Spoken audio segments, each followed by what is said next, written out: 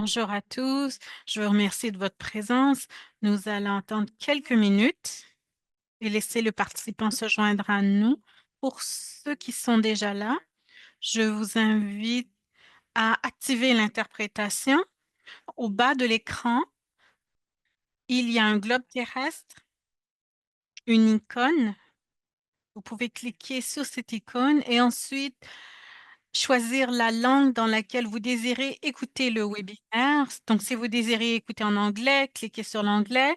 Comme cela, quand quelqu'un parlera français, vous entendrez en Pour anglais. tout le monde qui parle en français, le webinaire va être en majorité en anglais, mais certains de nos panélistes vont parler en français.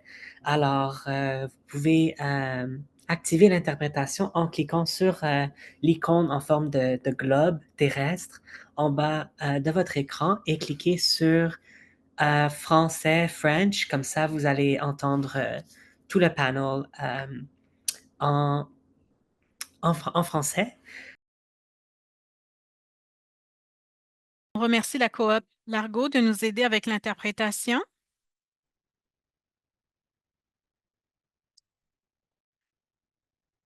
Bonjour à tous, bienvenue à ce webinaire s- sur la dé... Je m'appelle Naja Kassir, je travaille à la Coalition canadienne des politiques sur les drogues. J'habite à New Jersey.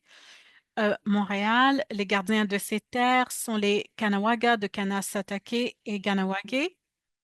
Je vais me présenter brièvement.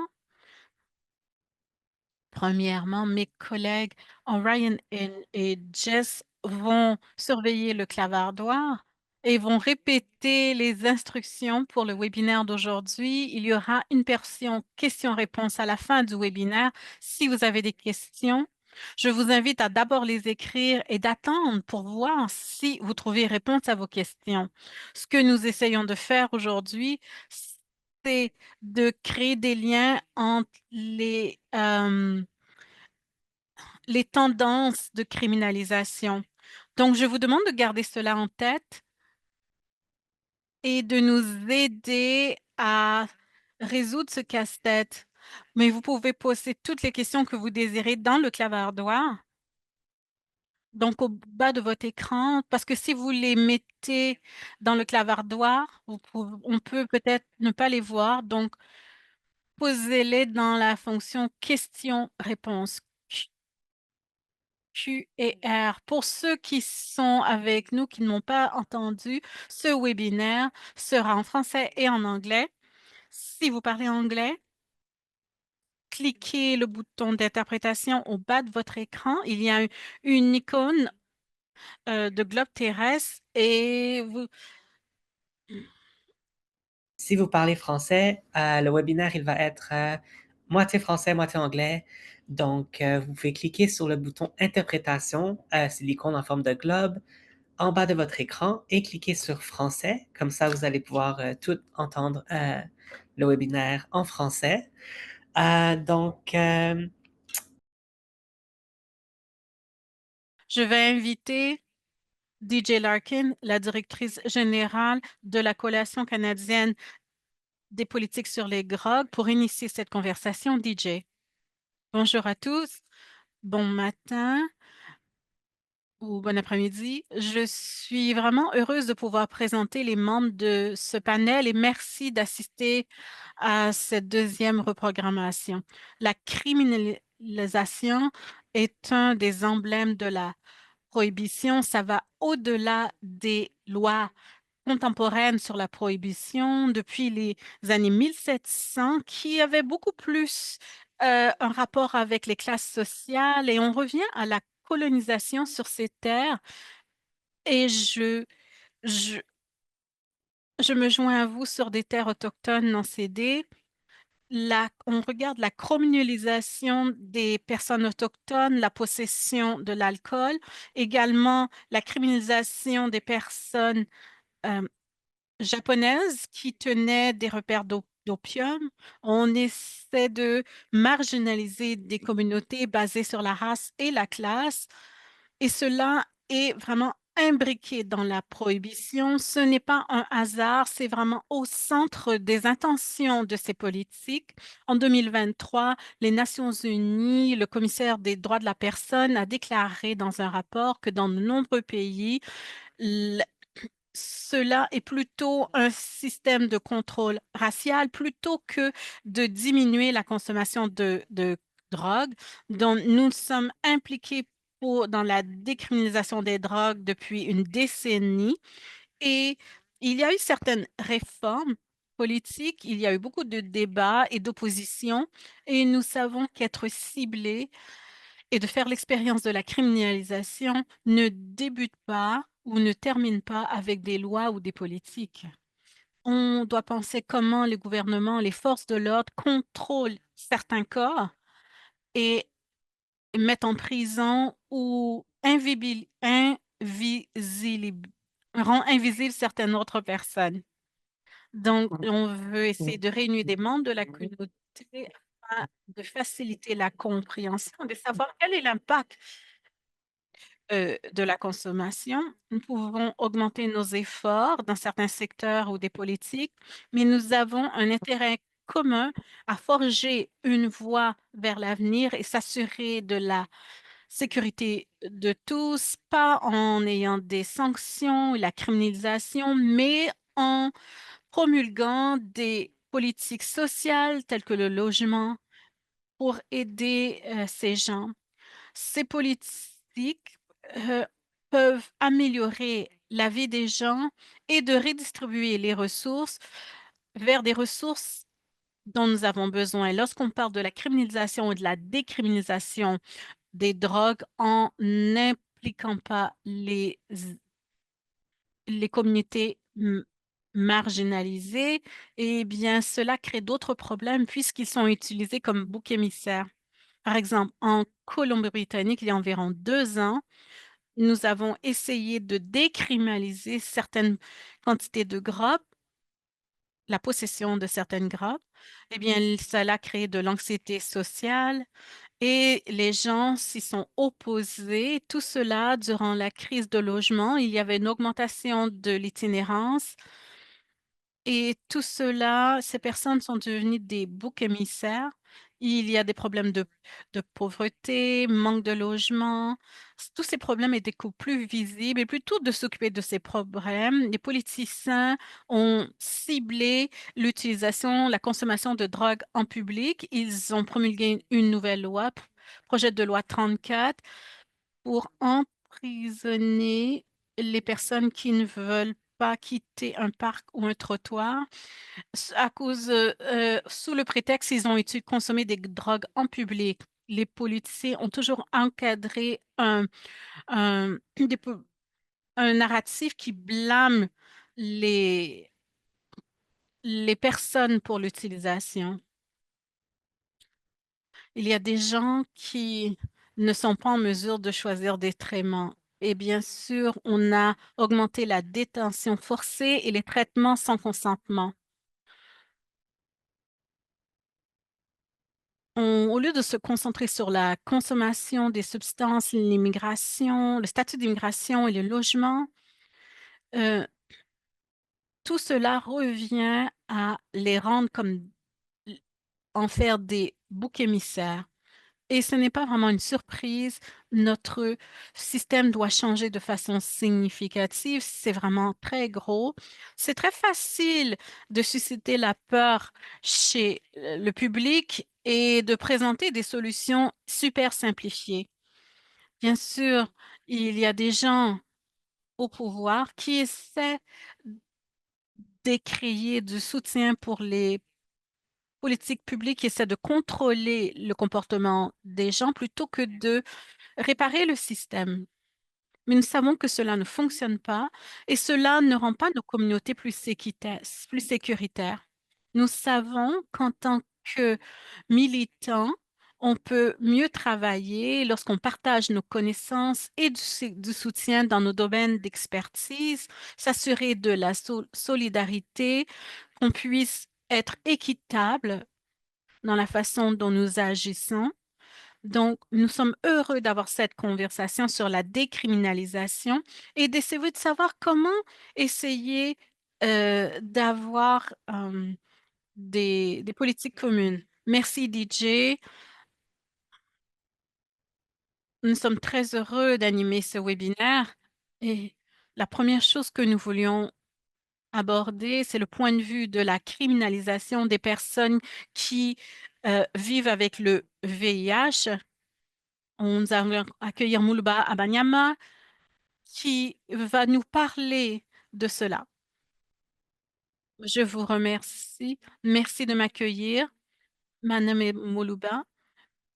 Je suis à Toronto, le traité 13. Je suis en tant que personne afro-descendante, j'honore ces territoires, très heureuse d'habiter sur ce territoire, mais prononçons elle et elle. Je suis une porte-parole je suis une directeur de communication également et je m'occupe également d'un comité pour réformer la criminalisation du VIH, mais je suis d'abord une femme noire qui vit avec le VIH depuis toute ma vie. Cette cause est très personnelle pour moi, donc je suis très heureuse de vous parler de cela. Premièrement, on va parler du VIH. Le VIH existe depuis longtemps, depuis les années 80, et quand le VIH a débuté, c'était une épidémie. C'était très, beaucoup rac- de préjugés envers les personnes racialisées. Donc, comme j'ai vécu avec le VIH durant toute ma vie, en tant qu'enfant de 8 ans, je prenais des médicaments toute ma vie. Et maintenant, je prends des médicaments que je peux injecter. En tant que personne qui vit avec le VIH, s'ils prennent leurs médicaments, ils peuvent vraiment bien maîtriser la maladie. Ils peuvent ne pas transmettre la maladie à leur partenaire sexuel. Pour les mères qui vivent avec le VIH, c'est une chance de 1% de le transmettre à l'enfant. Donc, il y a eu beaucoup de progrès. Donc, on va parler de la transmission du VIH, on va parler des médicaments.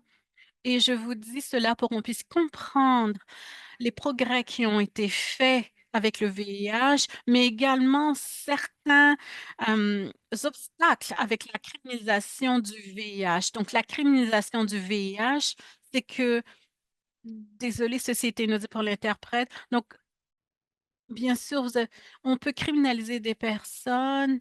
On ne parle pas de la transmission s'ils ont transmis la maladie, mais c'est tout simplement puisqu'ils ont posé un risque pour ces personnes. Il y a nouveau de situations de personnes ont été inculpées, emprisonnées, ont été mis sur la liste des délinquants sexuels puisqu'ils ont mis quelqu'un en danger à cause du VIH. Et cela se produit depuis longtemps au Canada. Euh, and- et au début, désolé, ceci était inaudible pour l'interprète. Une autre chose qu'on devrait souligner, c'est que le VIH, désolé, ceci était inaudible pour l'interprète, ce ne fait pas dans le code pénal, on l'associe à euh, une agression sexuelle. Donc, parce qu'ils disent que la personne ne considérait pas avoir une relation sexuelle avec une personne ayant le VIH, donc c'est considéré comme une agression sexuelle. Donc, agression sexuelle grave et dans certains cas, agression sexuelle avec une arme, ça veut dire que la personne qui utilise son corps. Nous, au Canada, il y a des personnes qui ont milité que les personnes vivant avec le VIH ne sont pas des ennemis. Lorsque des personnes ont une relation sexuelle, c'est généralement consensuel, mais désolé, ceci était inaudible pour l'interprète. Il y a eu des cas qui ont été rapportés qui divulguent leur statut, mais quelqu'un par vengeance peut dire que ce statut n'a pas été divulgué. Je raconte cette histoire Une histoire qui est un peu drôle, mais aussi traumatisante. Quand j'avais 18 ans, j'étais dans un organisme VIH, j'étais avec ma tante. Quand vous avez une relation sexuelle avec un homme et utilisez un condom et gardez le condom avec le sperme dans le réfrigérateur, congélateur pour avoir une preuve que vous avez utilisé un condom. Lorsqu'on parle de la criminalisation, la plupart des gens qui ont été criminalisés sont les hommes noirs, les hommes LGBTQ+, ou les hommes hétérosexuels. Il y a eu beaucoup de militantisme à propos de la criminalisation du VIH et le code pénal est insensé. Beaucoup de gens qui vivent, désolé, ceci est un dit pour l'interprète, beaucoup ne peuvent pas transmettre la maladie. Donc, les accuser de mettre la vie de quelqu'un à risque, et qu'est-ce que cela veut dire? Le gouvernement a changé qu'une personne qui vit avec le VIH, cette personne doit porter un condom et la personne, la maladie ne doit pas être détectable. Sinon, on peut les criminaliser. Il y a beaucoup plus de militantisme a eu lieu et en 2018, nous sommes retrouvés au point où le procureur général voulait criminaliser le VIH. Et désolé, ceci est inaudible pour l'interprète. Je vais jouer une vidéo de 2018 qui vous présente le point de vue de la criminalisation du VIH à cette époque.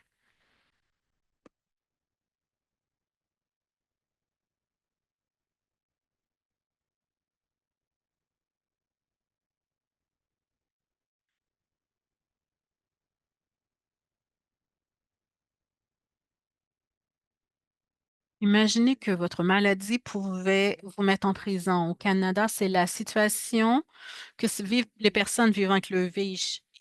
Ils peuvent se retrouver en prison s'ils ne divulguent pas leur statut de VIH. Les personnes vivant avec le VIH peuvent être inculpées pour agression sexuelle et être sur la liste des délinquants sexuels. Et même s'ils n'ont pas voulu infecter les gens et qu'ils n'ont pas transmis la maladie. Il y a eu des cas où il n'y avait pas de risque de transmettre la maladie. Ces personnes ont été inculpées. Donc, on peut traiter la maladie, c'est-à-dire que le risque de transmission est inexistant. Mais on décourage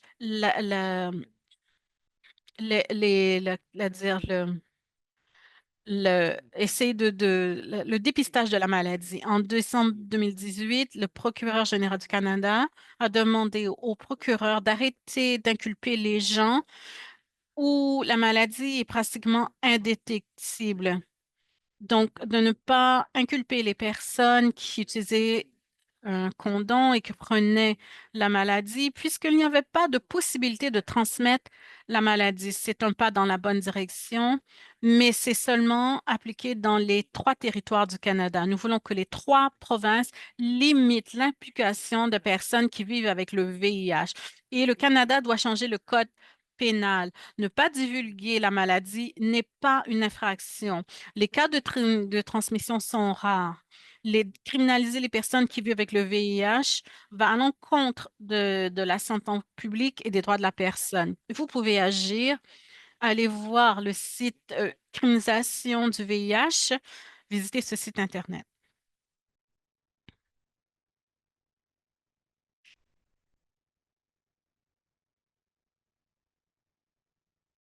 Cette vidéo vous démontre où nous en sommes, où nous étions en 2018 et comment le VIH est un enjeu de santé publique et que le gouvernement a transformé cela en un enjeu pénal. Eh bien, c'est dangereux. Et ceci est en 2018. Maintenant, où en sommes-nous?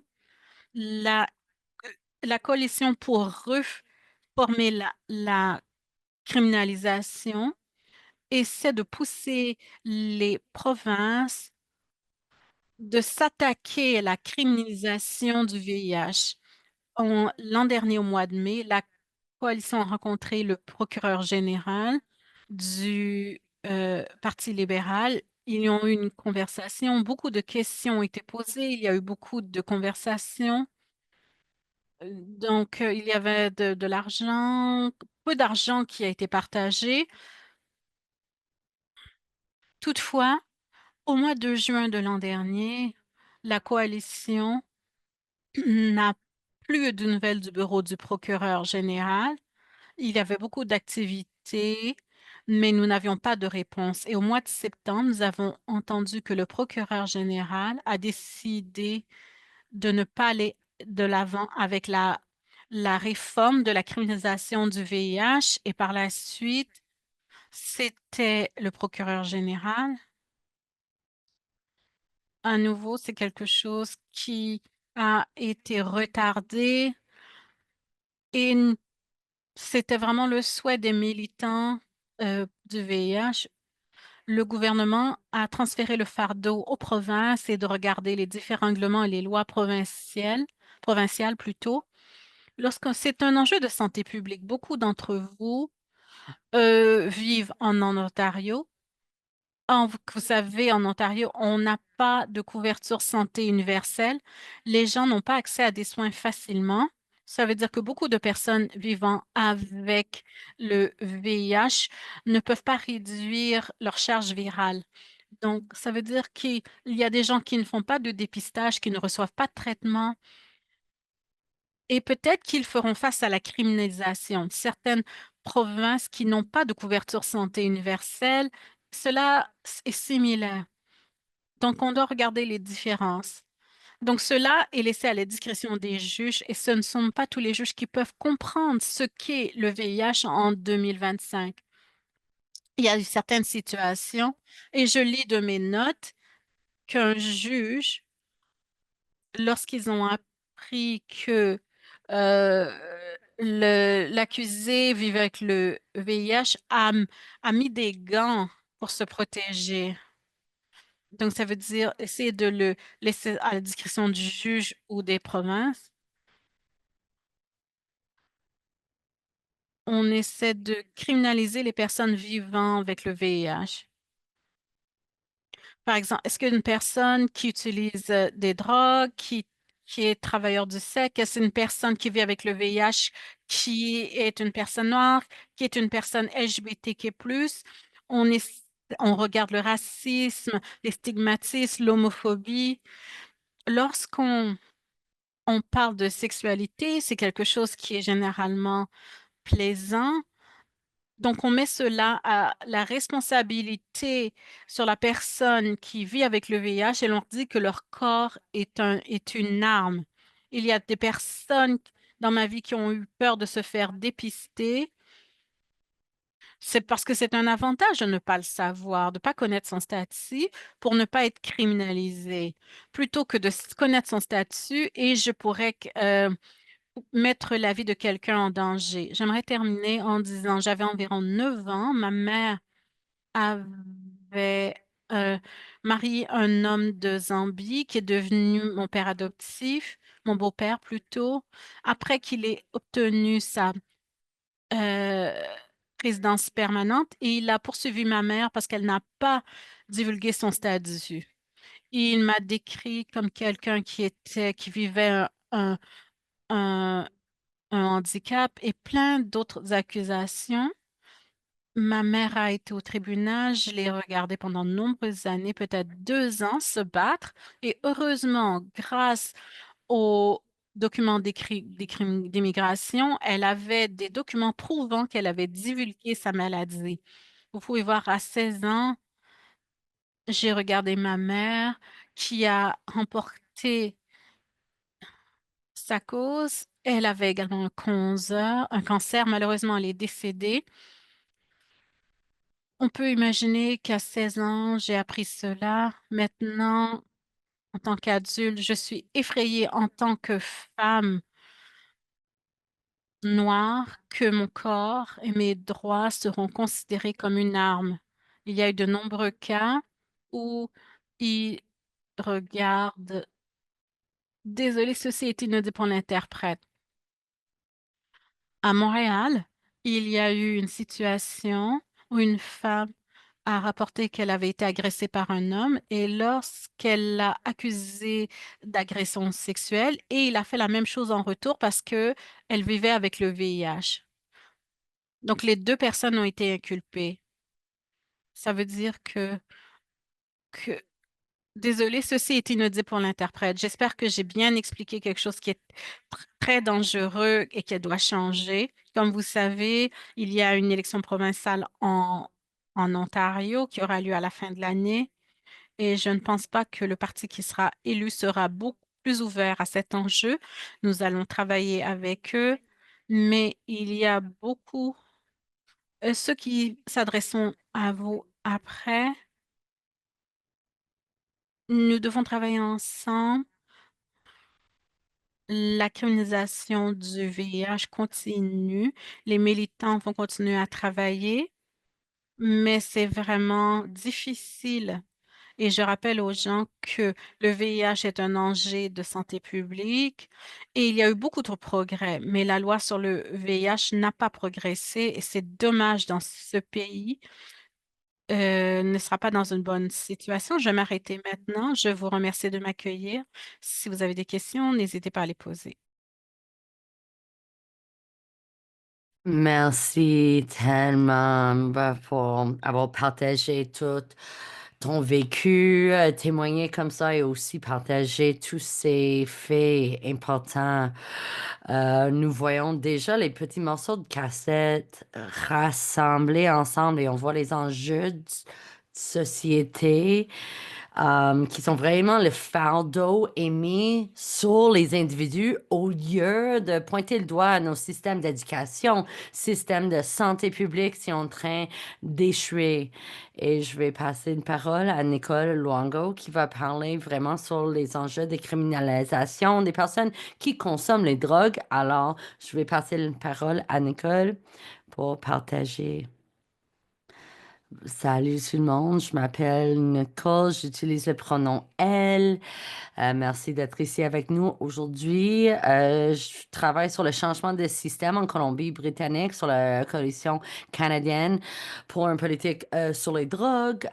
J'ai mes propres expériences avec les enjeux consommation de drogue et aussi j'ai vécu des différentes conséquences de les politiques de prohibition. Je veux parler de la criminalisation des drogues ou surtout les personnes qui consomment les drogues et comment ces personnes sont criminalisées. Rapidement, quand je parle de la prohibition des drogues, ce que je veux dire, c'est la parapluie des enjeux juridiques qui peut créer à les enjeux criminels. Souvent, ça peut être la distribution, euh, l'approvisionnement des différentes substances qui sont illégales. Alors, on a les lois canadiennes qui englobent ça. Chaque province et territoire ont les différences, comment la prohibition fonctionne à un niveau local, mais pour mieux simplifier, on va parler plus large au niveau fédéral. C'est depuis toujours un outil de le colonialisme. La prohibition, c'est vraiment un outil de mieux coloniser, néocolonisation. Je pense que c'est pas un nouvel apprentissage pour la majorité de personnes ici, mais je veux juste vous rapidement partager que la loi sur les Indiens a été partie de la création de ces prohibitions. C'était un document d'assimilation. Et en 1884, c'était un crime pour qu'une personne autochtone achète ou consomme de l'alcool. Ils ne pouvaient même pas rentrer dans un bar ou quelque part où vendait l'alcool. Alors, même dans ce moment que les personnes autochtones vivaient une dépossession de leur territoire et leur manière de vivre traditionnelle, c'était un autre niveau de criminalisation. Si ces personnes autochtones essaient de consommer l'alcool, c'est un autre problème. Et c'était pas jusqu'à l'année 1900. 85 que ces lois ont été réellement changées. Et puis finalement, la réglementation sur les terres de réserve, les lois étaient finalement sur le contrôle des conseils de bande. Aussi, ces lois ont existé pour essayer de nuire à des mixages possibles entre les différentes ethnicités et races. Et ça, c'est plein de ségrégations qui ont mené vers les lois sur l'opium, qui était vraiment la ségrégation plus des personnes chinoises. La prohibition est encore un autre mécanisme ou outil de capitalisme. La motivation, c'était vraiment de plus diviser les groupes racisés. Ça ne veut pas dire que on a juste des impacts sur les groupes racisés. On parle aussi des enjeux économiques, même s'il y a des parties et des enjeux raciaux impliqués. La prohibition, c'est encore une manière de continuer ces lois punissantes vers les personnes racisées, vers les personnes plus pauvres, souvent les personnes malades, peut-être qui vivent les situations d'handicap, vont avoir des dossiers criminels ou euh, être obligés de passer du temps emprisonnés à cause de ces lois sur la criminalisation. Parce que souvent, on pense à cette personne blanche, hétéro, avec un corps apte, avec un certain niveau économique, était pas ciblé par toutes ces lois sur la prohibition. Alors, si on regarde toutes nos conséquences de la loi en ce moment, la prohibition continue à servir la même fonction idéologique et économique que ça fait depuis du temps pour appuyer cette classe capitaliste. Même si les lois en ce moment ne sont pas explicites sur la race, ça continue d'avoir plus d'impact sur les personnes autochtones et les personnes racisées. Ils sont les personnes qui sont plus criminalisées par la loi sur différents enjeux avec la consommation, ils sont plus stigmatisés, il y a plus de préjugés. Pour les enjeux de consommation, il y a une affaire qu'ils vont aussi perdre leurs enfants au DPG et d'autres. Et souvent, ils vont souvent décéder. Il y a plus de chances de décéder par des surdoses et d'autres raisons liées à la consommation d'alcool et de drogue. Alors, même si les fonctions et l'idéologie de la prohibition n'a pas changé, c'est devenu de plus en plus nécessaire. Alors, imaginez, on a cette idée de cette accro ou personne dépendante qui est criminelle. On veut plus donner des préjugés pour cette idéologie, surtout quand on a une augmentation des inégalités matérielles. Il y a plus de taux de personnes sans domicile fixe, qui vivent dans la rue, qui ont la misère de combler leurs besoins de base. Et peut-être, on dirait que ça serait facile à prédire que ça serait un résultat typique du système capitaliste économique. Mais au lieu de mettre la culpabilité sur le système capitaliste, on met le problème et la culpabilité sur les personnes qui consomment, qui abusent de certaines substances. Et les politiciens vont dire, oh non, les personnes qui vivent dans les tentes, sans logement, sont les personnes, c'est leur propre faute parce que c'est les problèmes avec les dépendances. Alors, on sait vraiment de mettre la responsabilité sur l'individuel. Et j'essaie de retourner vers la prohibition et toutes ses fonctions économiques. Alors, c'est paradoxal. La prohibition, ça coûte cher, mais ça génère beaucoup de profit. Et l'interprétation de si c'est quelque chose qui crée l'argent ou coûte l'argent, ça dépend de ton situation économique et ta situation de classe. Alors, si ça génère le profit, c'est parce que ça pousse beaucoup de ressources vers les institutions policières et les prisons. Ça garde à réglementer les stigmatisations et les divisions de classe parce que les personnes plus riches sont pas stigmatisées, peuvent consommer comparé à les personnes sans domicile fixe, ont la misère et comment c'est vu. Et quand on regarde qu'est-ce qui se passe en ce moment Aux États-Unis, on voit plus de menaces avec les sanctions économiques par les États-Unis sont justifiées à cause des enjeux de fentanyl, que le fentanyl vient du Canada jusqu'aux États-Unis, il traverse la frontière. On parle des euh, les personnes qui font la distribution, on les appelle les terroristes, les arts. Alors, on va avoir plus de surveillance autour de la frontière et surtout, ça va avoir un effet sur les personnes avec moins d'économie, situation économique, mais aussi les personnes migrantes encore les criminaliser. Alors, toutes les communautés vont vivre des torts, plus de mal pour cet désir supposément d'arrêter le trafic des drogues, peu importe s'ils sont vraiment partie de ces réseaux. On parle des secteurs académiques, à but non lucratif. On voit souvent les ressources qui sont dédiées pour les personnes qui consomment et on dirige ça ailleurs.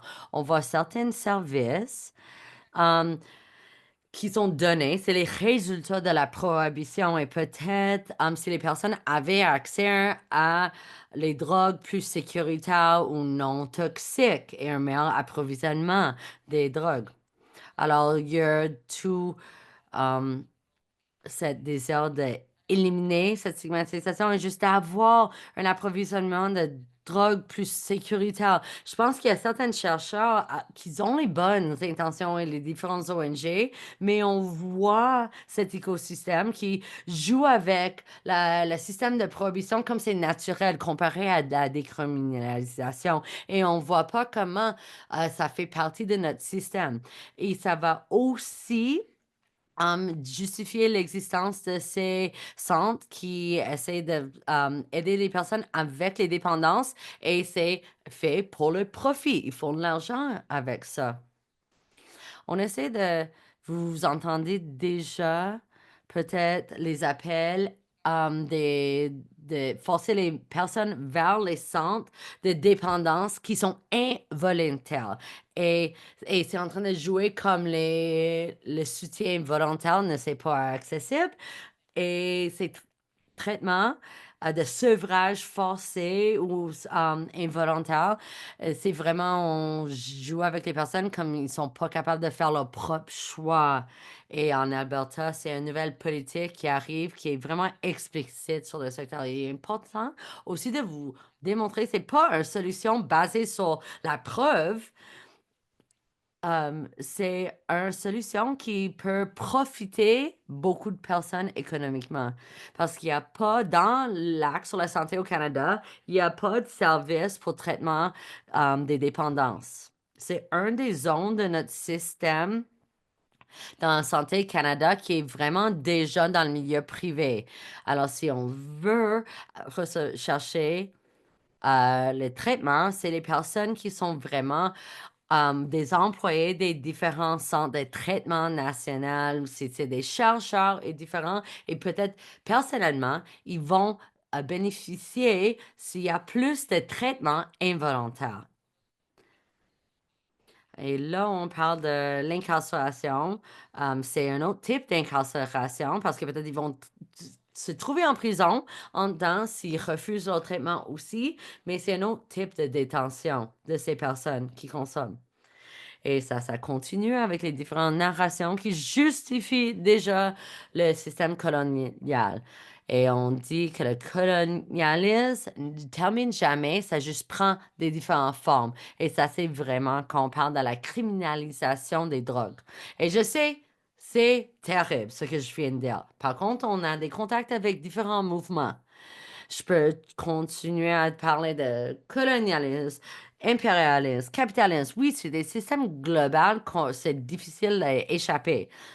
Par contre, si on veut avoir une version plus optimiste, ça nous donne beaucoup d'opportunités d'essayer de créer des alliances avec les différents mouvements parce on est liés, on a les mêmes impacts par les mêmes systèmes. Alors, nos luttes sont vraiment jumelées avec d'autres luttes. Alors, comment nous sommes connectés? Désolée, je vois le temps et que ça passe vite et je vais essayer d'aller plus vite. Je pense que c'est important de vous démontrer juste à quel point on est en train de vivre les formes de contrôle qui sont plus gentilles, peut-être. Alors, un peu comment on essaie de contrôler les personnes qui consomment les drogues, c'est mis sur les personnes qui font le travail du sexe, les personnes trans, les personnes qui vivent avec le VIH. Et nous voyons cet élément essaie de catégoriser nos identités diverses dans différentes catégories inofficielles. Alors, dans la criminalisation de drogue, on voit comme ces personnes qui trafiquent les drogues, et puis la victime, c'est cette personne triste qui consomme.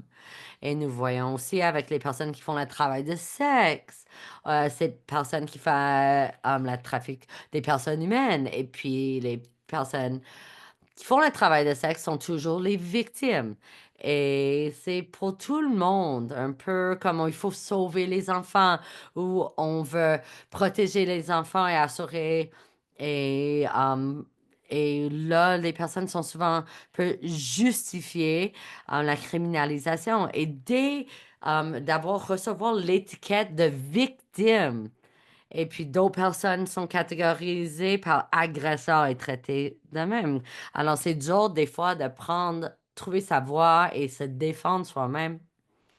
Et je pense que ça serait important pour nous toutes et tous d'identifier les politiques, les lois, les différents mouvements, les êtres humains pour mettre accent. Parce que des fois, on travaille sur les petites réformes politiques et oui, des fois c'est utile, mais d'avoir les affaires plus larges et peut-être avoir un système de santé qui est vraiment à but non lucratif pourrait aider beaucoup de personnes ici dans la salle. Je pense que je vais vous laisser imaginer c'est quoi les détails, comment ça pourrait marcher.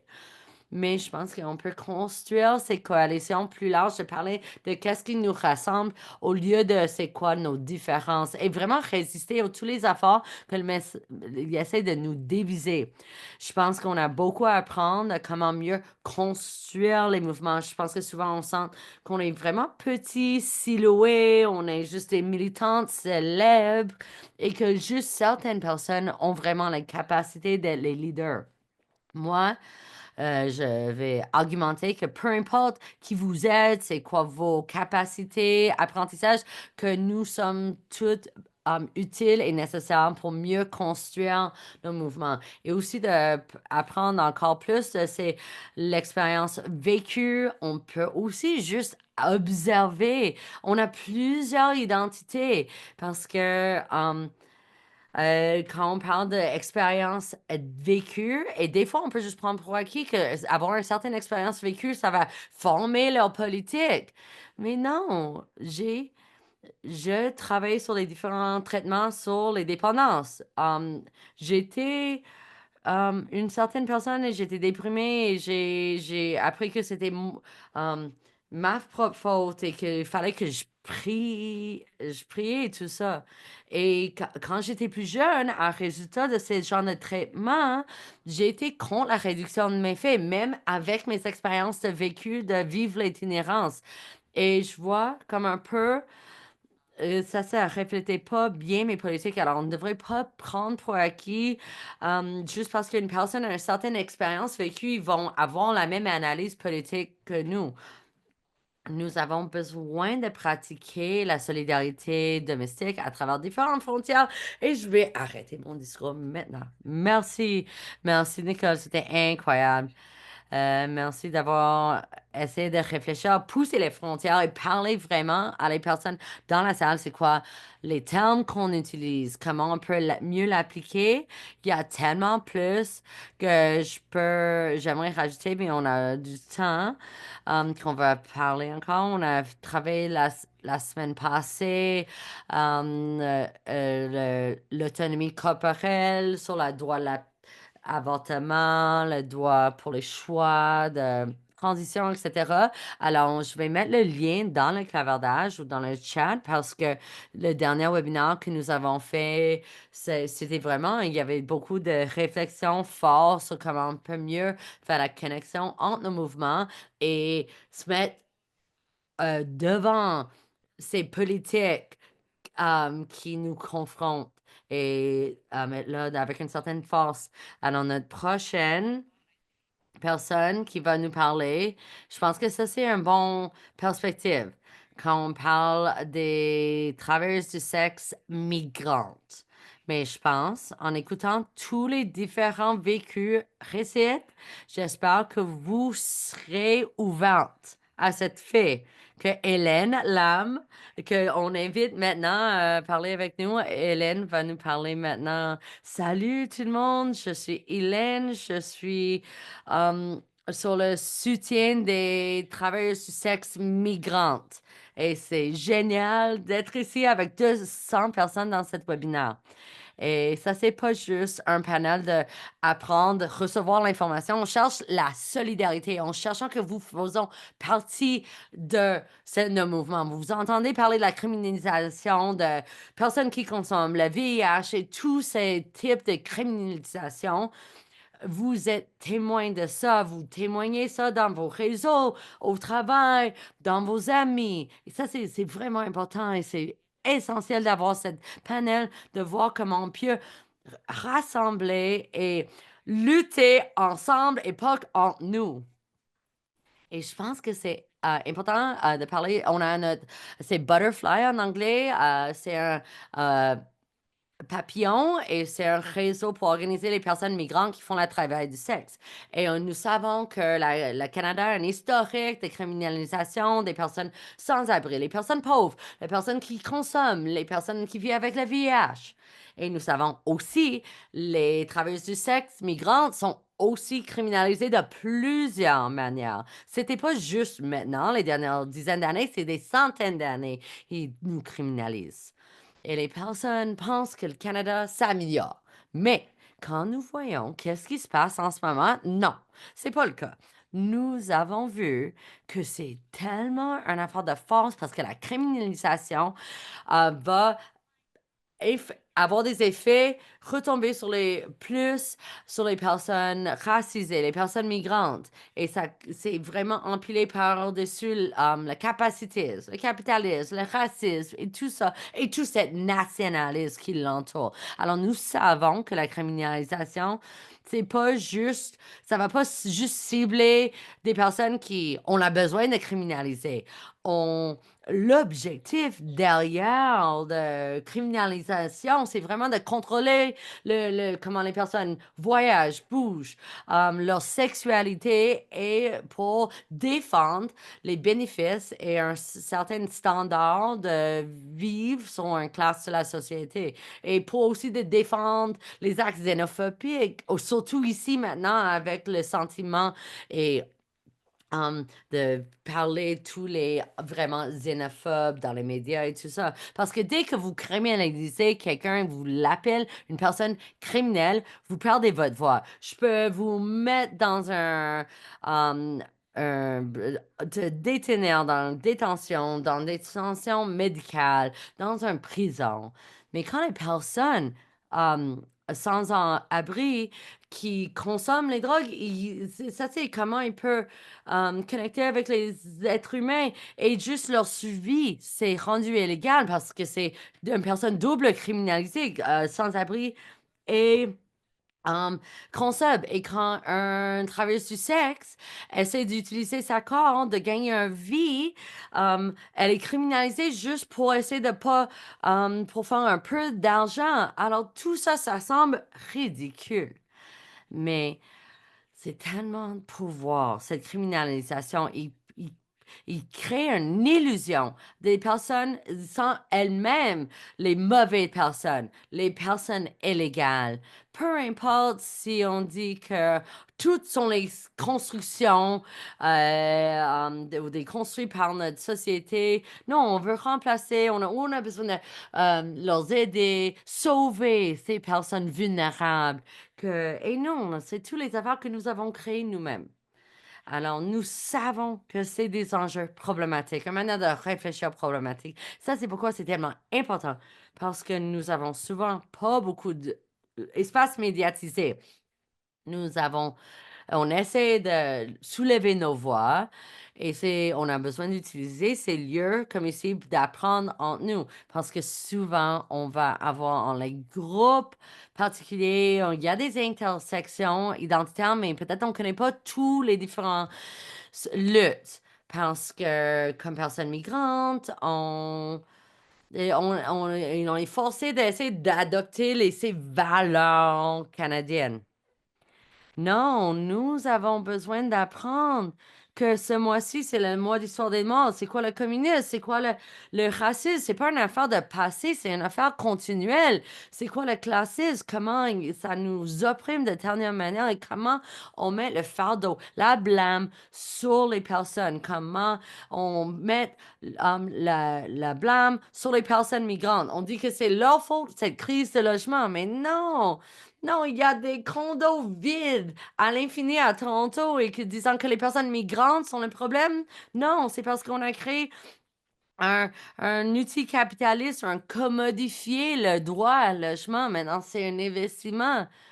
Et il faut aller acheter un gros appartement, cette condo. Ça, c'est leur problème avec leur politique de logement. Mais non, ils mettent la blâme sur les personnes migrantes. Et ça crée la haine et ça véhicule la discrimination encore plus. Et parce que peut-être le monde avait déjà les idéologies un peu discriminatoires, mais là, ça justifie encore plus d'agir sur ce préjugé. Alors, ça, c'est juste un cycle de discrimination. C'est les personnes qui consomment les drogues, les personnes racisées. Alors, au Canada, tellement de personnes consomment. Les personnes, c'est qui les personnes qui consomment les drogues? Pourquoi, qui sont criminalisées et d'autres ne sont pas? Non, il y a plein de personnes à cause de leur classe sociale, à cause de leur race, parce qu'ils ont accès à leurs affaires qu'ils consomment, ils vont pas être criminalisés. Les personnes qui sont criminalisées, c'est parce que ces personnes racisées, les personnes pauvres. Et nous avons vu beaucoup de personnes récemment, on parle d'Ontario, ils ont fermé les sites de réduction de méfaits, ils rajoutent les politiques de criminaliser, la consommation criminalisée, les situations de sans-abri. Et puis maintenant, il n'y a pas de financement et c'est des milliards de dollars qui vont mettre contre le trafficking. um, et ils créent cette centre canadienne pour mettre fin au trafic humain. Est-ce que ces centres aident des personnes? Non, non, ils font rien, ils font plus de criminalisation. Ils ont demandé à la ville à Toronto de fermer euh, les places de massage. Et non, ils disent toujours qu'on n'a pas les ressources, c'est pas les politiques. Non, non, ils on met tout cet argent dans un organisme terrible comme ça qui c'est juste, c'est pas un manque de ressources, c'est où ils dépensent leur argent. Ils utilisent la criminalisation de mettre plus de pouvoir derrière l'État, plus de pouvoir derrière la police.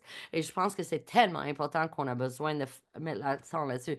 Alors, j'aimerais parler plus sur la criminalisation des travailleuses du sexe migrantes et beaucoup d'entre nous savons que le droit criminel, c'est qu'il utilise le système d'incarcération, les prisons pénales, de enlever les personnes. Et puis, les travailleurs du sexe. On dit que la criminalisation ne protège pas les travailleurs du sexe. On dit ça depuis tout le temps. Ça juste criminalise les travailleurs du sexe et leur protège moins. Et non, non, et puis ils mentent encore, dire que le travail du sexe n'est pas criminalisé, mais non, ça c'est un mensonge, c'est toujours criminalisé. Il y a beaucoup de personnes qui prennent pour acquis et ils utilisent ça comme un outil.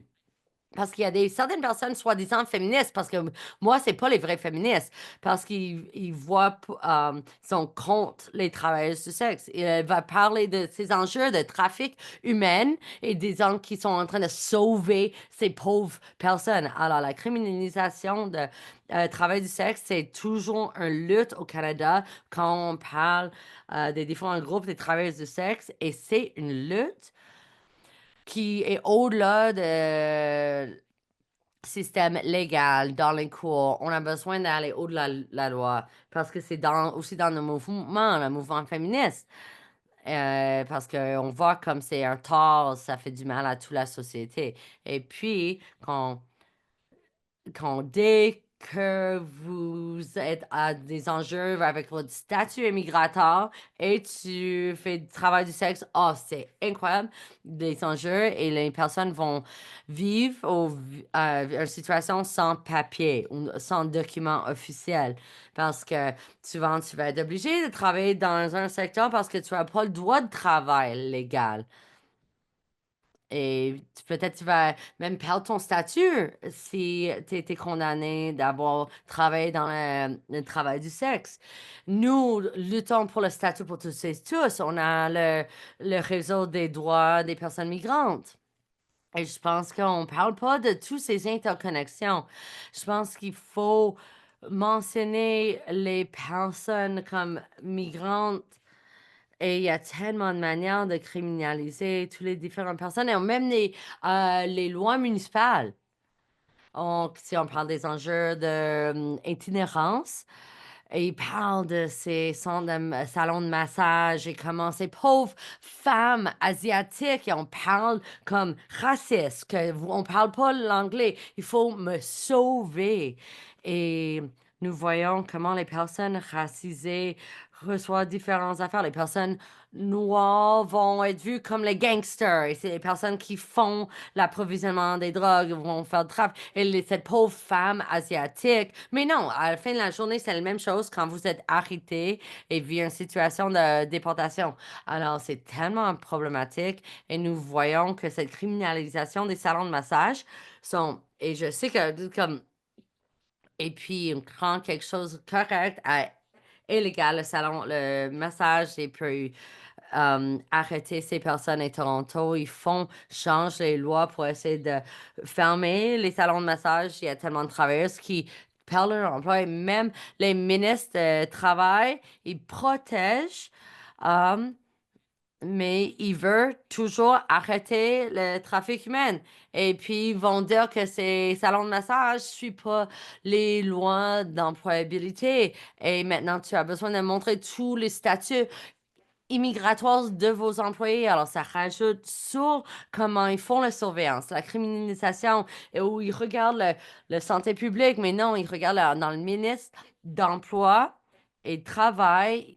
Il dit à quel point il peut contrôler encore plus. Et ça peut créer plus de violence, plus de tort, mais c'est souvent invisibilisé. Alors, on regarde le système de santé et puis ça va encore plus au-delà avec les personnes de travail social et les personnes qui donnent soins. Les soins de santé font partie de maintenant le système de surveillance. C'est la contrôle sur la liberté et l'autonomie des personnes, le mouvement, le déplacement des personnes et leur sexualité. On a besoin d'être plus visible et démontrer encore plus comment les personnes sont communisées de tellement de manières. Donc, c'est plus difficile de rassembler les gens. Beaucoup d'entre vous travaillez déjà dans ce domaine et on peut voir que le financement peut vous mener d'un rôle de soutien et de devenir un surveillant. Il y a un changement pour des programmes qui anti-trafic humain. Maintenant, on pose des questions à savoir pour qui vous travaillez. Il y a une surveillance. Nous devons en être conscients. C'est pour ça, lorsqu'on parle de solidarité, on doit apprendre les uns des autres.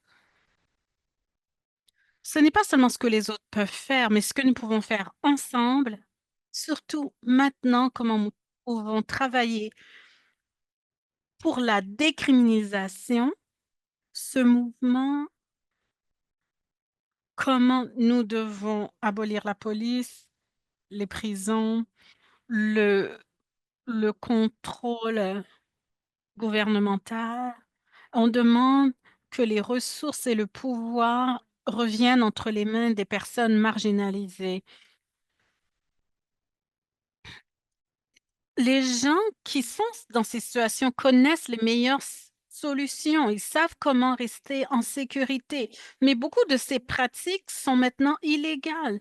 Les travailleurs du sexe savent comment se, se, se protéger.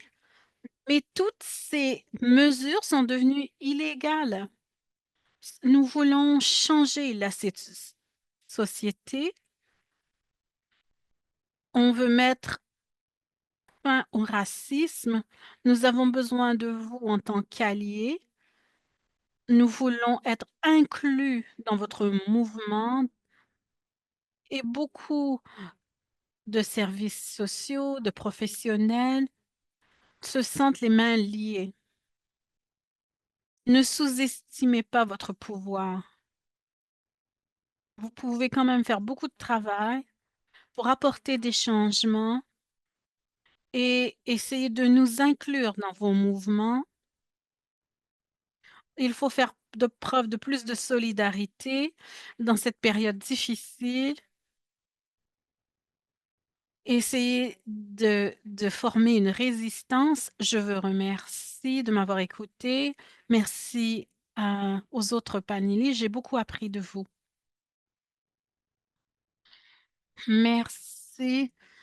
Merci d'établir un lien, d'avoir présenté ce point de vue. Maintenant, que faisons-nous?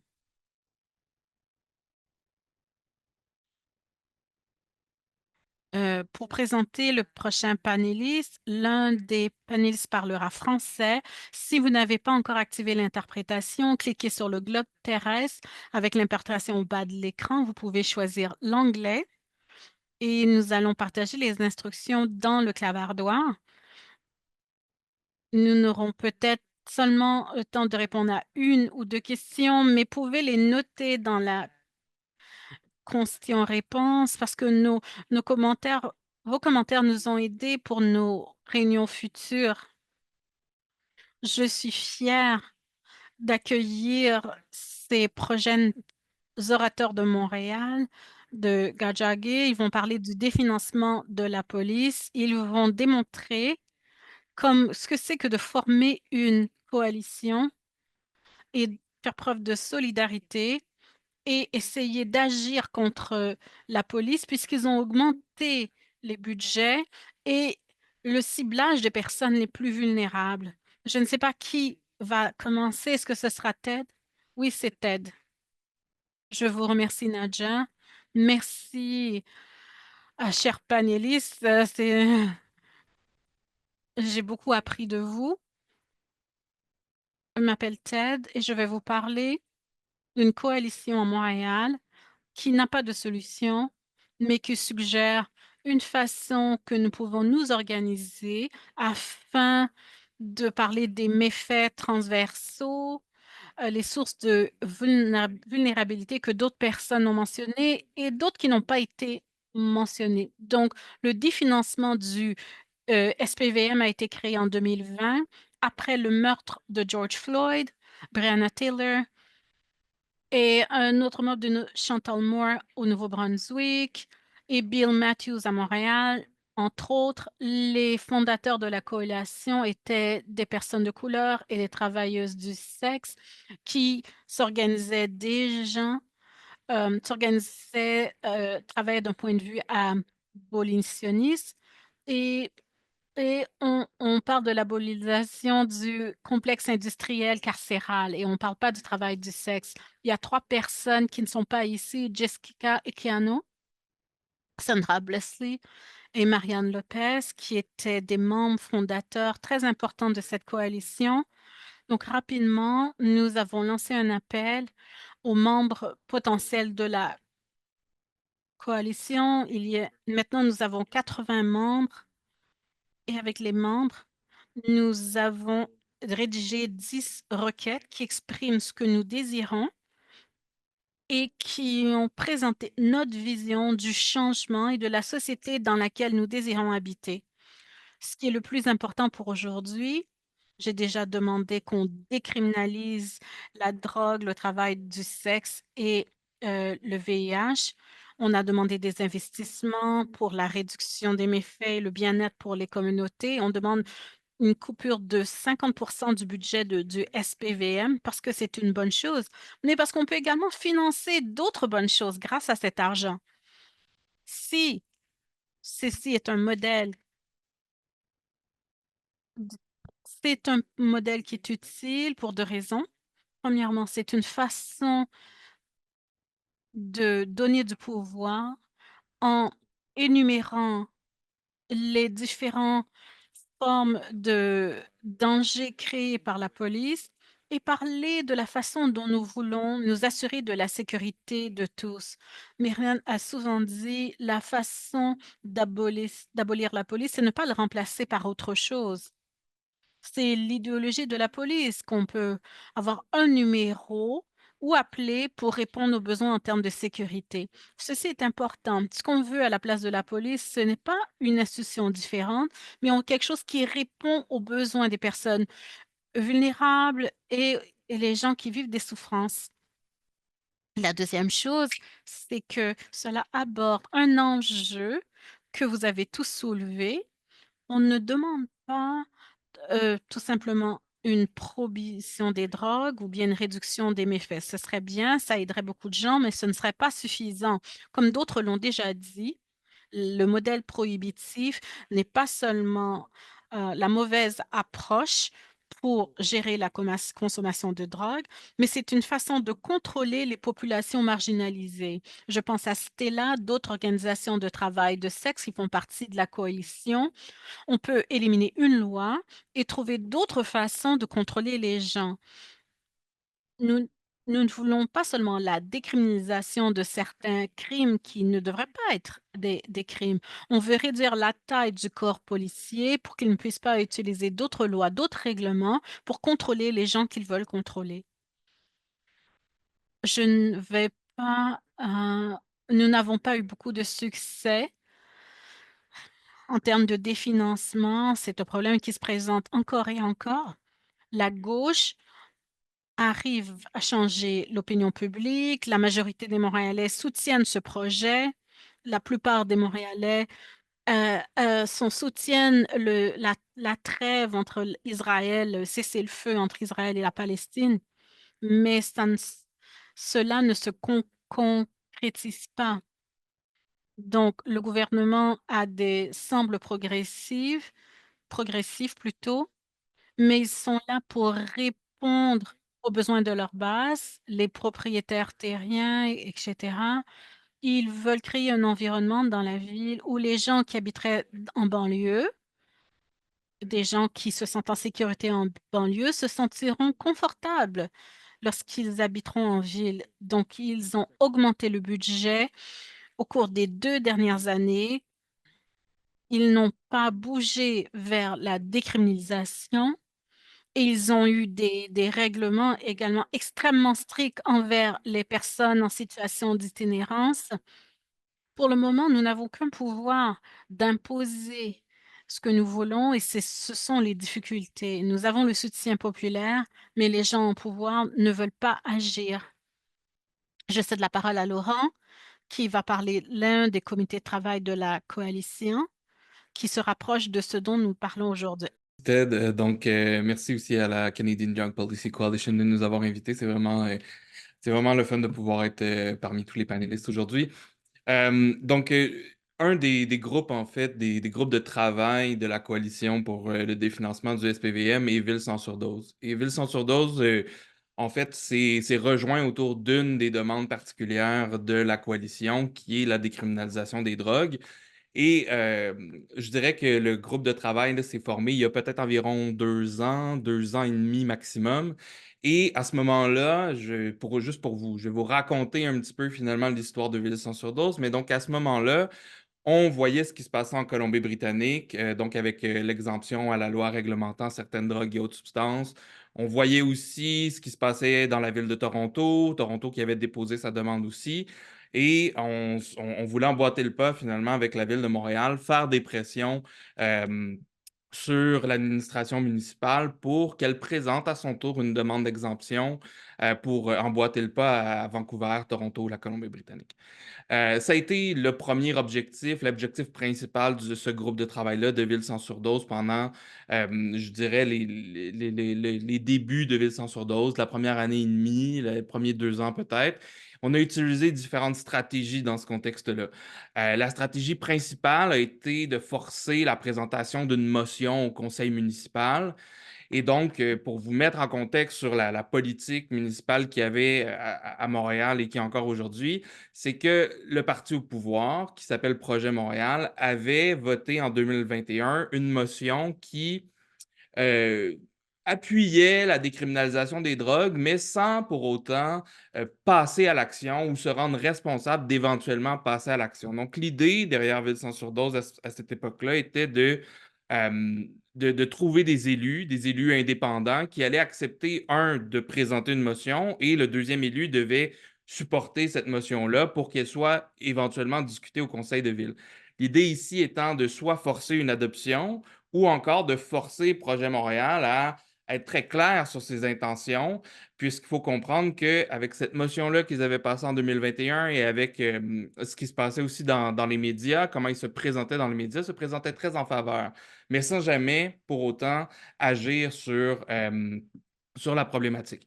Donc, on a identifié 2 conseillers municipaux. Un d'entre eux était prêt à présenter la motion et le second, malgré plusieurs tentatives, a refusé à la toute fin de supporter la présentation de cette motion-là. À ce moment-là, on a fait un changement dans notre stratégie. On s'est dit qu'on allait aller plutôt voir du côté du parti d'opposition qui s'appelle Ensemble Montréal pour que eux adoptent au sein de leur caucus, qui adoptent finalement une position en faveur de la décriminalisation des drogues, toujours dans l'idée là, de forcer une réaction du côté de l'administration municipale. Et donc, encore là, Ted disait, on ne vous fera pas un grand secret, on n'a pas nécessairement eu des grands succès. On vous partage aussi ces échecs-là je pense que c'est une forme de leçon à tirer aussi de ça, de voir qu'est-ce qui a fonctionné, qu'est-ce qui n'a pas fonctionné, vers quoi on peut se tourner. Mais donc, quand on s'est tourné vers cette deuxième stratégie-là, si j'ose dire, du côté d'Ensemble Montréal, ce parti d'opposition, eh bien, on a eu des entretiens avec les élus, etc. Et on a réussi quand même à obtenir, c'est-à-dire qui se pose la question en caucus et qu'il y a un vote dans le caucus du parti pour savoir s'ils allaient éventuellement adopter cette position-là en faveur de la décriminalisation. Il faut comprendre que c'est un vote à ce stade-ci qui concerne que le parti, hein, donc qui est à huis clos.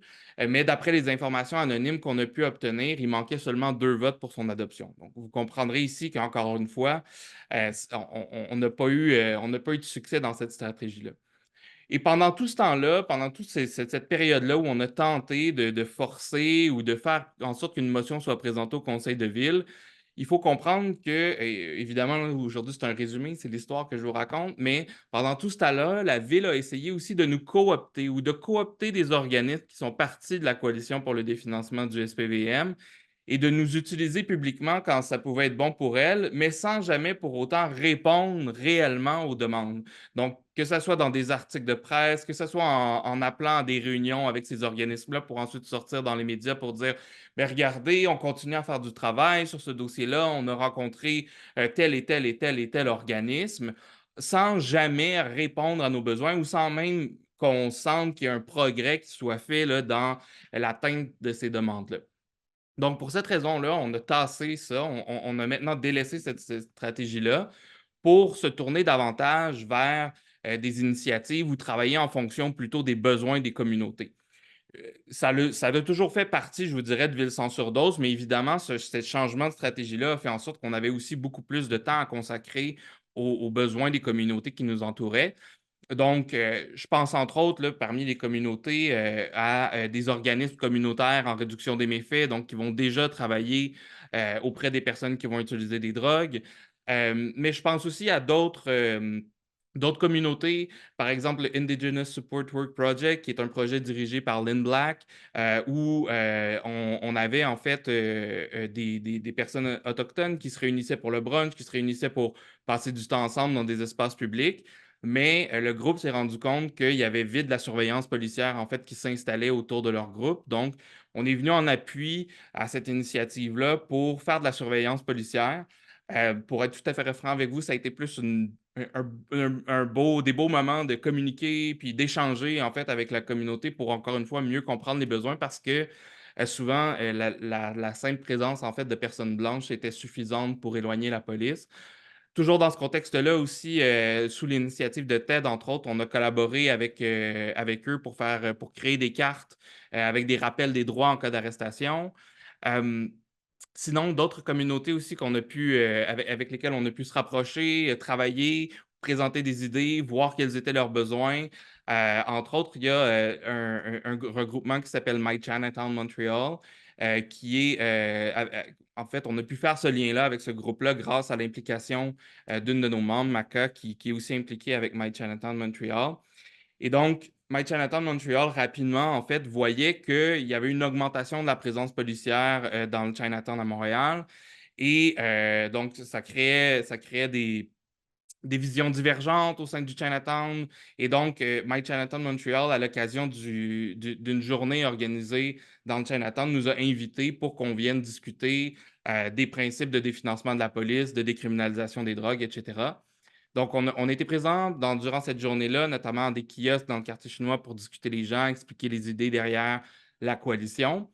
Et évidemment, dans cette journée-là, on a rencontré plein de personnes qui étaient contentes d'entendre parler du définancement de la police, mais on a aussi eu, et c'est là où je vous rappelle que de partager des fois les choses qui ont moins bien fonctionné peuvent aussi, je pense, être des leçons pour des gens qui voudraient s'inspirer de tout ça. Mais donc, on a aussi des gens qui nous ont dit qu'ils ne comprenaient pas exactement comment ça pouvait changer leur quotidien, comment le définancement de la police pouvait changer leur quotidien. Donc, plutôt que de voir ça comme un refus, on essaie de voir ça aussi comme une opportunité de mieux comprendre les besoins des communautés avec lesquelles on travaille. Puis pour nous, ça a été, par exemple, l'occasion de se questionner sur comment on peut améliorer ce travail-là, comment est-ce qu'on peut répondre aux besoins de la communauté, ou des fois, parfois, c'est juste un problème de communication. Donc, comment on peut être plus explicite sur comment ça peut, en fait, impacter directement la vie, le quotidien, soit des communautés, soit des gens, ou dans ce cas-ci, du quartier, d'un quartier bien précis de Montréal.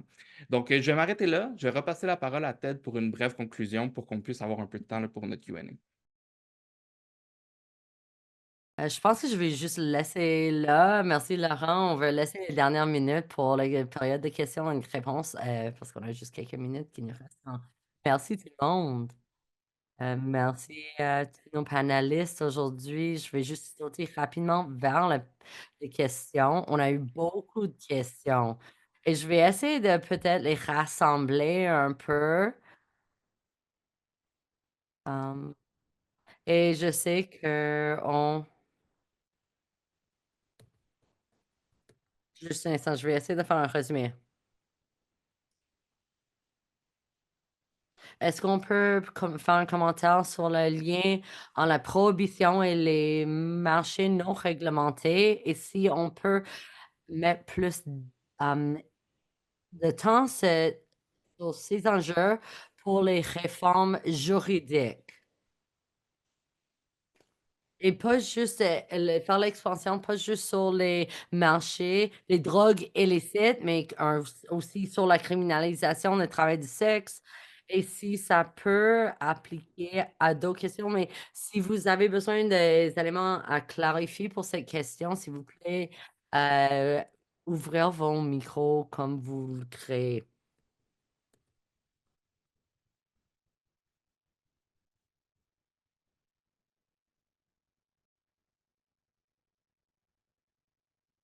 OK, je vais briser la glace. Je vais essayer. Quand on parle des politiques pour les drogues, la prohibition produit cette marché réglementé parce qu'il y a pas c'est non réglementé parce qu'on peut pas faire des contrôles de qualité sur toute la chaîne d'approvisionnement et ça peut ça augmente dans le danger de la consommation. Et c'est plus dangereux que ça devrait être. Et je vois comment les interactions, les politiques sur les drogues et sur le travail du sexe et la criminalisation le rend plus dangereux. Quand il y a toujours une demande pour un certain service, la demande va être, si il n'y a pas de manière de répondre à ces demandes légalement, ça va être illégal. Et je veux faire l'emphase et peut-être nos réalités, des statistiques impériales, c'est pas important pour nos décideurs politiques. Et maintenant, j'ai pensé qu'ici, là, il y a certaines personnes dans les positions de pouvoir qui vont être vraiment convaincues par l'évidence concrète. Alors non, c'est pas le cas. Alors, on a besoin de travailler plus au niveau de base, populaire, et voir si l'opinion publique peut changer de manière radicale. Peut-être les personnes vont être forcées plus à nous écouter. Alors, comme une tactique, je pense qu'on a besoin de construire mieux nos mouvements plus larges et faire le plaidoyer sur la décriminalisation et des places, peut-être c'est approprié de faire la réglementation pour certaines affaires. Mais de vraiment lutter pour les affaires semblables au niveau de base pour rassembler plus de personnes. Désolée, c'était un peu partout ma réponse. J'aurais besoin de plus de temps pour comme raffiner. Et moi, je crois sur la perspective de travail de sexe, c'est vraiment en dessous le capitalisme, le racisme, c'est contrôlé d'une certaine manière pour porter bénéfice à certaines populations. Et nous savons que beaucoup de lois et politiques, c'est pour inclure certaines personnes et exclure d'autres personnes. Et Canada, on est vraiment enseigné que ce marché noir, c'est mauvais. Il faut que tout soit légitime. Mais non, nous ne voyons pas la résistance. Et beaucoup des personnes racialisées, migrantes, des travailleurs du sexe. Et à cause des politiques d'immigration, et il veut continuer de trouver une manière dans le marché noir à travailler. Alors, je pense que c'est une question très importante quand on parle de décriminalisation. C'est la relation avec les personnes versus l'État. Parce que l'État décide la réglementation et puis il faut nous le suivre. Et ça, c'est pourquoi d'autres personnes appuient la décriminalisation. Parce que, et il veut toujours contrôlé en dessous la forme de l'État, mais les drogues, le travail du sexe. Mais si on veut réfléchir, c'est quoi notre relation avec l'État et comment nos propres communautés devraient décider nous-mêmes comment on devrait être réglementé, comment le système peut nous soutenir et de ne pas créer ces enjeux illégaux. Et de pas avoir 2 types de marché, marché légal et marché illégal. Je sais, c'est un peu abstrait l'idée, mais ça, c'est pourquoi j'aime la justice transformatrice, d'essayer de voir comment on peut créer plus différents systèmes sociaux. Et si on légaliser le travail du sexe ou un criminaliser avec beaucoup de contrôle, nous savons toujours que beaucoup de personnes, les travailleurs du sexe migrants seraient toujours pas capables de travailler en sécurité. Alors, nous avons besoin d'enlever le contrôle de l'État, que les personnes devraient avoir leur propre autonomie sur leur corps, sur euh, leurs décisions et nous voyons comment ces systèmes économiques sont vraiment utilisés de continuer d'appuyer une classe qui peut, contrôler les autres. Alors, on a besoin de pousser les personnes à réfléchir plus large, de pas penser à différents types de marchés, mais transformer la société et comment on pourrait mieux développer, vivre dans différentes formes, etc. Alors, si je peux juste faire de la pouce sur ces 2 réponses incroyables. Nous avons vu avec les présentations, surtout là, que les changements politiques peuvent prendre longtemps et les besoins sont ici, maintenant, en ce moment. Alors, nous avons besoin de réfléchir les solutions au niveau de la base que la communauté peut utiliser tout de suite et qu'on peut faire ça en parallèle d'un mouvement plus large qui veut changer les politiques au niveau national, aux différents paliers gouvernemental. Mais de ne pas oublier que nos membres de nos communautés ont des besoins tout de suite, maintenant, et que la communauté a les besoins de s'organiser pour répondre à ces besoins.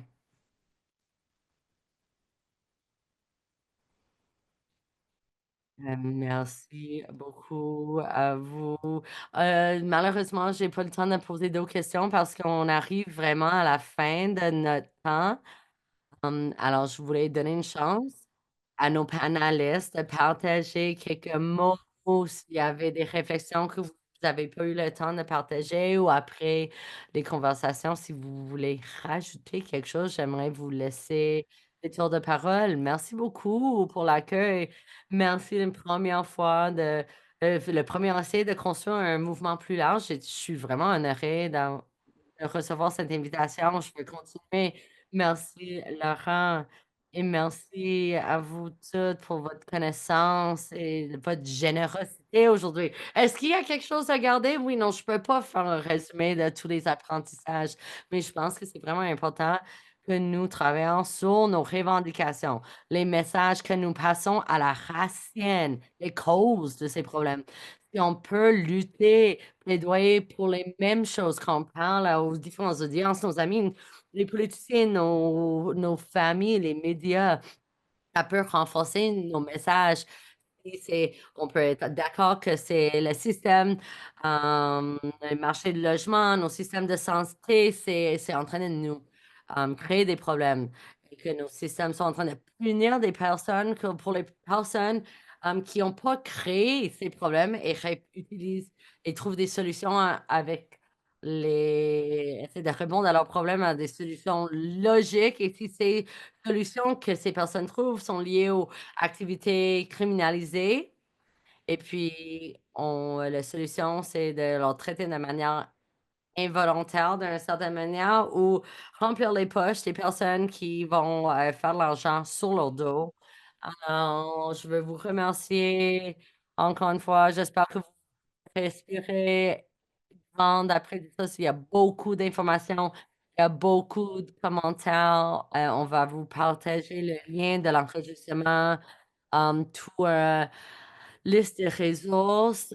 J'invite aux panélistes de rester d'un petit retour rapide, mais merci à vous toutes et tous. On va